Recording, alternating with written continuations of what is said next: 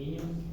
Infancia, sí, o sea, niños, personas con discapacidad, personas, particularmente también de tercera edad, género de las más nuevas, el tema de género en las más nuevas, y no sé, por ejemplo, no recuerdo haber visto la de Bolivia eso, no recuerdo haber visto la de Ecuador tampoco, el tema de género, sí, el tema sobre mujeres, sobre pueblos originarios, que son grupos tradicionalmente vulnerabilizados, es decir, que tienen como historia de desigualdad existente. Entonces lo que se hace es asegurar mecanismos de lo que se llaman mecanismos afirmativos, ¿sí?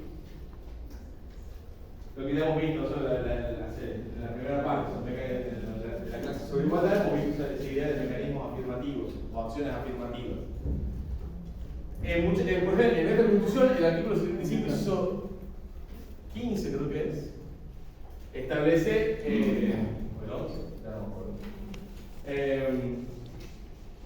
dice que el Estado tiene que asegurar la igualdad de oportunidades entre hombres y mujeres, que el Congreso de la Nación sancionará leyes con mecanismos afirmativos. O sea, lo obliga al Senado, al Congreso de la Nación, a sancionar leyes que como vayan a romper esa desigualdad preexistente. Lo mismo dice respecto a niños, niñas, adolescentes y a las personas adultas mayores. Dice como que tiene que tener mecanismos afirmativos para romper desigualdades preexistentes.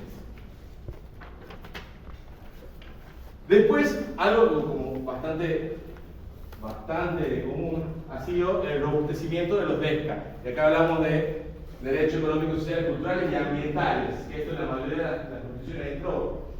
En la nuestra, por ejemplo, el tema del derecho al medio ambiente, y otras están bastante más fuertes, de hecho. Por ejemplo, en la de Ecuador se reconoce a la naturaleza como sujeto de derecho. Entonces es un montón, ¿no? O sea, a nivel jurídico es un montón reconocerla como sujeto de derechos. O sea, el sujeto de derechos son las personas, calculen, digamos, ¿sí? Bueno, se reconoce a la naturaleza como sujeto de derechos. Como que la naturaleza tiene derechos y que si son vulnerados tienen que ser protegidos como en forma proactiva por el Estado.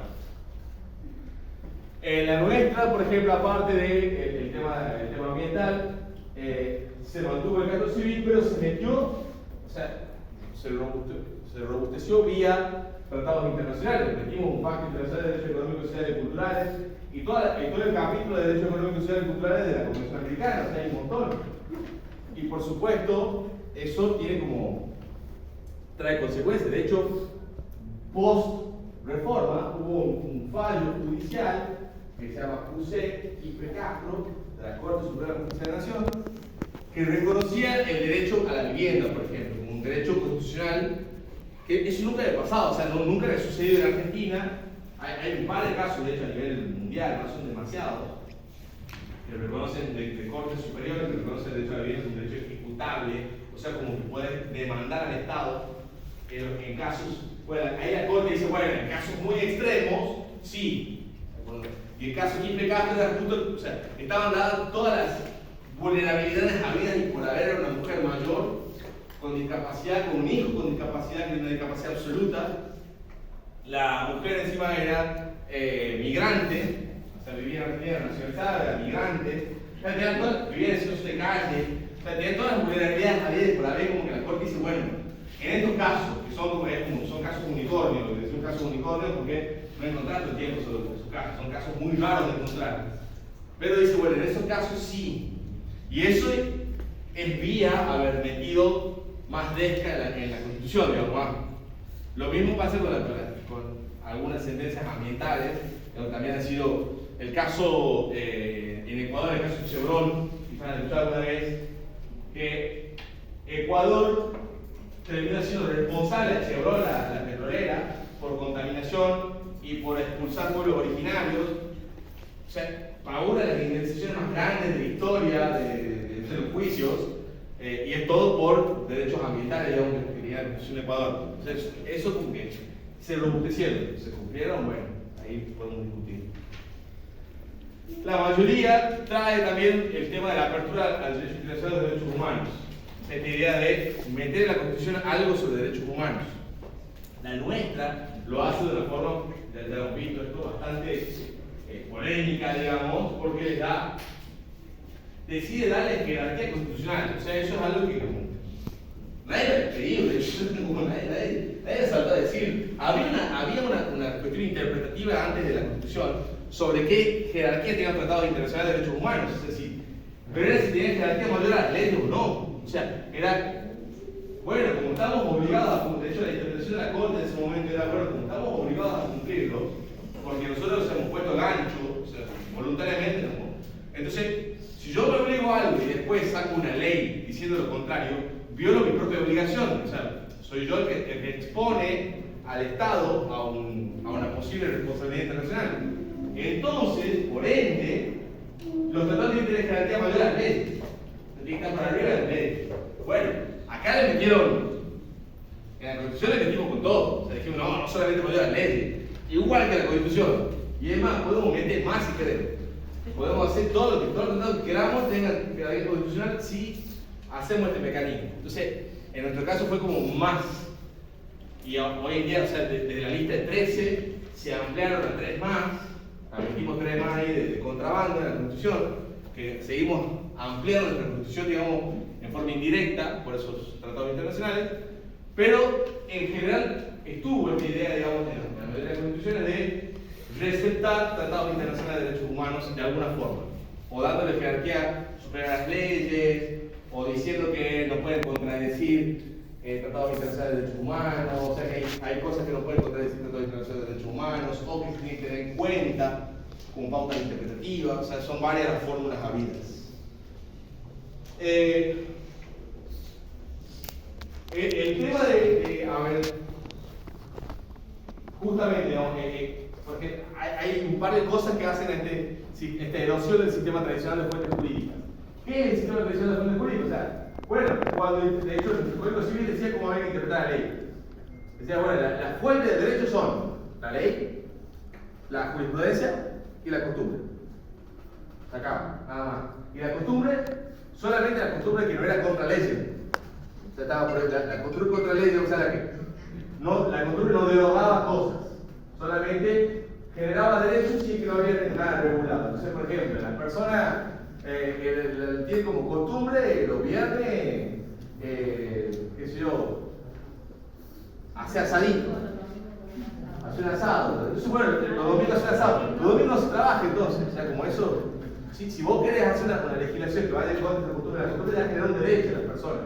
Porque bueno, los domingos de familia, los domingos se pasa en familia, entonces, bueno, ese tipo de, la generación de derechos pasa a la costumbre. Ahora, al meter, en primer lugar, sistemas de decisión alternativos, como los pueblos originarios, se deja de tener varias, o sea, se empieza a sumar fuentes jurídicas, se suma la costumbre de los pueblos originarios, se suman las decisiones de los cuerpos de decisión, o sea, su propia justicia, entonces ya las fuentes jurídicas no son las mismas, no son las mismas, y empezamos a agrandarlas. Y no solamente eso, sino que nos metió tratados internacionales de derechos humanos, que también tienen decisiones extranjeras, o sea, nos metió decisiones extranjeras en nuestro sistema y son fuentes de derecho. Porque yo puedo decir, mirá, la interpretación que hace la Corte Interamericana de derecho a la propiedad es esta, loco. O sea, no tengo derecho a eso, y la Constitución lo dice. Entonces, eso ha erosionado las fuentes tradicionales del derecho y ha hecho como que sea más confuso, básicamente, buscar soluciones jurídicas. Sí. Volviendo un poco a la manualidad anterior, la de control de constitucionalidad, Sí. ahí puede referirse a este tratado de la constitucional cuando se el Totalmente. Ahora tiene que ser el juez, tiene que hacer control de convencionalidad. La propia Corte Interamericana dice que también tiene que hacer control de convencionalidad, tiene que chequear que ninguna de sus leyes, o sea, nada de su sistema jurídico vaya en contra de los tratados internacionales. De hecho, que ni las propias constituciones vayan en contra de eso. La propia Corte le dice que las constituciones vayan en contra de los tratados internacionales que ustedes han firmado. O sea, que ustedes se han obligado a eso. Se han obligado a modificar en su derecho interno todas aquellas cosas que estén en desacuerdo con lo que dice el Tratado Internacional. Entonces, Entonces vos tenés que aplicarlo esto. Entonces, los jueces argentinos no solamente tienen que ver la Constitución, las leyes, los decretos, reglamentos, sino también el Tratado de Internacional de Derechos Humanos, decisiones del sistema, o sea, lo cual hace también que medio pueda decir lo que se canta. Medio que ya la decisión puede si no hay soluciones claramente establecidas, bueno, se vuelve más flexible el sistema. Otras cosas como relevante que encuentra el autor, esta idea de el fuerte compromiso con la igualdad, que en la mayoría de las constituciones se reemplaza esta idea de la igualdad formal de la ley por algún tipo de ideal más robusto, como el que tienen los tratados internacionales. En la nuestra, por ejemplo, no se modifica, pero no se modifica directamente, pero sí indirectamente. O sea, como tenemos los tratados internacionales metidos en la Constitución, tenemos que entender el principio de igualdad como los artículos 2 del Pacto Internacional de Derechos Civiles y Políticos, como el artículo 2 de la Convención Americana de Derechos Humanos, que dice que no se puede discriminar en razón de raza, sexo, color, que son categorías sospechosas, que por ende están sujetas a un escrutinio más estricto, que tienen la presunción de legitimidad. O sea, hay varias reglas que se aplican que hace que el artículo 16 como ya se haya visto como complementado. Ya no se puede entender solamente como igualdad formal de la ley. Esto pasó en todas las constituciones que en su mayoría de hecho cambiaron los textos respecto a eso.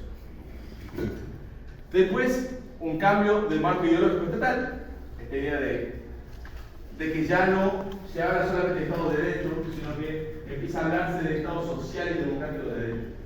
Este es algo que insiste mucho, por ejemplo, esta cátedra, digamos, de contenido, la idea de que hablamos de, cuando definimos al Estado, definimos como Estado social y democrático de derecho, porque no es solamente un Estado legal, un Estado que pone la ley por encima, sino que tiene contenido. Eso es social y democrático, son puntos relevantes del sistema, que es una fórmula del continental europea que hemos medio adoptado y dado un significado propio, como que hemos resignificado un cacho. Y los últimos dos, en la mayoría de las constituciones aparecieron mecanismos de protección, esto es lo que hablábamos en la clase virtual sobre el amparo y otros mecanismos como el habeas corpus, el habeas data, son mecanismos de garantía, se llaman mecanismos de protección de derechos. Son acciones judiciales, son herramientas para ejercer derechos constitucionales, básicamente.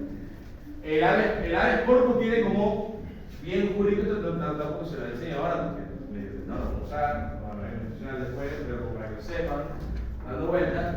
El habeas corpus es una herramienta exclusiva para proteger la libertad física de las personas. O sea, en el caso de detenciones indebidas, en nuestro caso es detenciones indebidas, prohibición de ingreso a espacios públicos o los casos de desaparición forzada de personas. Ahí se puede interponer habeas corpus porque está en juego la libertad física, o sea, la libertad ambulatoria, ¿sí? Detención indebida es o porque el órgano es incompetente, o sea, porque no es la policía, básicamente, o porque no había razón de detención, no había orden de la autoridad competente, o sea, no había la orden de un juez para que se detenga, y no había flagrancia tampoco, se estaba cometiendo un delito en ese momento. El amparo sirve para todos los otros derechos, sí, para todos los otros derechos. Él la carta como dice. El amparo es como se habeas corpus, una acción rápida, expedita, y tiene que resolverse en forma rápida contra acciones u omisiones del Estado o de privados que afecten derechos constitucionales. Entonces se presenta un amparo. Y después la otra que tenemos nosotros es una priora. En ese momento era medio rara. El habeas data significa, o sea, habeas corpus significa mostrarme el cuerpo. Es una herramienta que existe ya desde el derecho romano. El habeas corpus era para mostrarme que está vivo. O sea, mostrarme que lo tenés vos. Mostrarme el cuerpo. Acá sería mostrarme la información, mostrarme mi información. Se basa en la protección de datos personales, en manos del Estado o de privados. Esto de que los privados hoy tienen, o sea, te llaman un teléfono de Córdoba. ¿Por qué tenés un teléfono de Córdoba?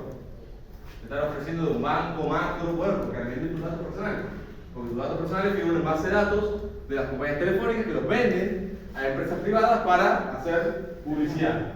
Yo me puedo decir, bueno, yo no quiero que lo vendan, o sea, quiero ver mis datos, no quiero que usen mis datos personales, no quiero que, y menos aún, por supuesto, mis datos sensibles. Hay datos míos que son sensibles, como por ejemplo mi orientación política, mi orientación sexual, si tengo mi condición de salud, es un dato sensible. Son cosas que eso no tiene que saber ni el Estado ni nadie, tiene que estar bajo llave. Y las otras cosas, mis datos personales, puedo pedir que los rectifiquen o que los supriman. Es una acción de haber estado. En la mayoría de las constituciones apareció esto porque como un mecanismo fue como también ya medio tarde apareció la constitución. De hecho la nuestra apareció en los 90, pero ya teníamos eso en la ley mala, por supuesto, mucho antes, pero se incluye en las constituciones eso. Y finalmente, esto es algo que también el autor sostiene como medio cambia el rol económico del Estado, pero esto dice, bueno, no es propio al mismo lado. En algunos lugares se reconoce como el intervencionismo estatal, en otros la lógica del libre mercado, en otros algo medio mixto, o sea, como medio esto interviene, que también es libre mercado, cosas medio raras, pero aparece en muchas constituciones el rol económico del Estado, cosa que en la nuestra por ejemplo no está.